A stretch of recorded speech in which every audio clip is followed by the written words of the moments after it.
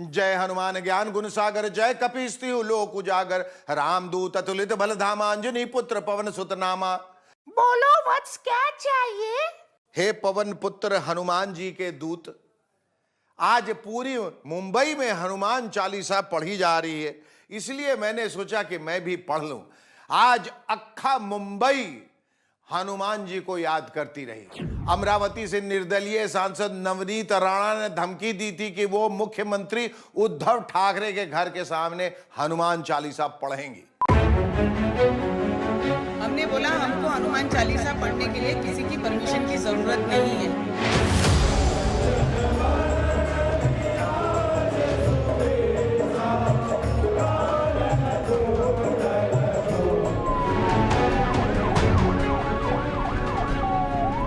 कुछ दिनों से महाराष्ट्र की, खासकर मुंबई की राजनीति गरमाई हुई है।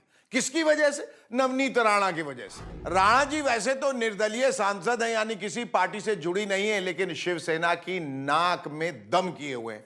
उन्होंने ऐलान कर दिया कि राज्य के मुख्यमंत्री उद्धव ठाकरे के घर के आगे हनुमान चालीसा का पाठ करेंगे। इसके बाद तो शिव सैनिक भड़क उठे। उन्होंने कह दिया कि ऐसा होने नहीं देंगे और मुंबई में धमकी भरे पोस्टर भी चिपका दिए। कैसा पोस्टर? ऐसे पोस्टर देखो, यानी धमकी देते हुए एक तरफ तो शिव सैनिक नवनीत राणा को उद्धव ठाकरे के घर जाने से रोकने के लिए इकट्ठा हो गए, तो वहीं दूसरी तरफ कई शिव सैनिकों ने राणा के खार वाले घर पर जाकर घेराबंदी कर दी और वहां हनुमान चालीसा का पाठ भी किया।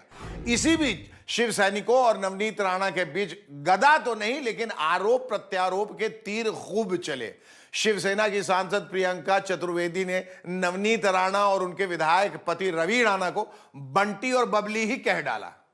बंटी और बबली फरार हैं, वो सिर्फ फेसबुक लाइव कर रहे हैं, हम तो यहाँ पे उनके इंतजार में बैठे हैं ना। इसके बाद शिवसेना के तेज तर्रार नेता संजय राउत ने भी कमान संभाली और नवनीत राणा को खूब खरी खोटी सुनाई। अमरावती की जो सांसद है, उनका बोगस सर्टिफिकेट कांड है, वो दबाने के लिए केंद्र से उनको मदद मिल रही है। मैं आपको बता रहा हूँ, हाईकोर्ट ने उसको फटकार लगाई है, हाईकोर्ट में वो हार गई है और सुप्रीम कोर्ट में मामला चल रहा है, स्टे दिया है।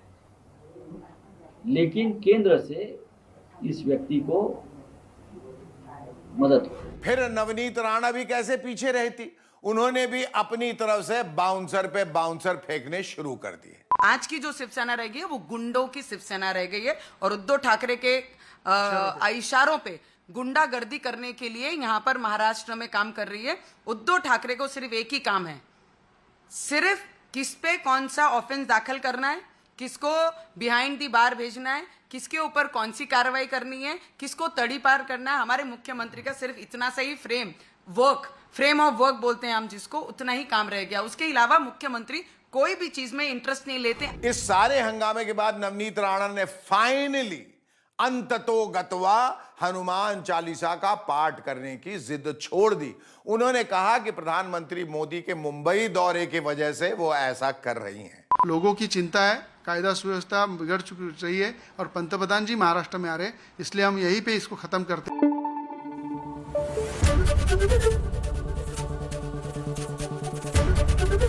एबीपी न्यूज आपको रखे आगे।